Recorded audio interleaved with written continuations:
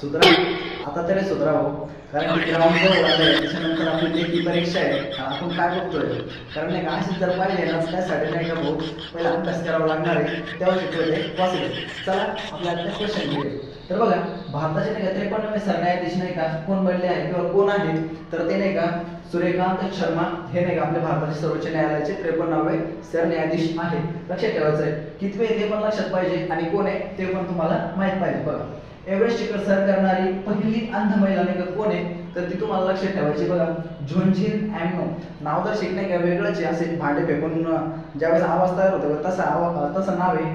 तर काय नाव आहे, झोंझिन अॅम्नो. तर हे नाव आहे, तर लक्षात ठेवायचं आहे. पहिली व्यक्ती आहे म्हणून नाही का महत्वाचे. मिस युनिव्हर्स 2025 चा किताब नाही का कोणी जिंकलाय, तर तो नाही का फातिमा बॉश.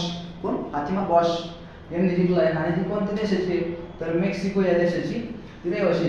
त्याबरोबर पुढचा क्वेश्चन बघा, भारतातील पहिली ड्रोन सिटी नाही का कोणत्या राज्यात नाही का विकसित केली जाणार आहे, तर ते राज्य आहे कोणतं, तर आंध्र प्रदेश हे राज्य असणार आहे.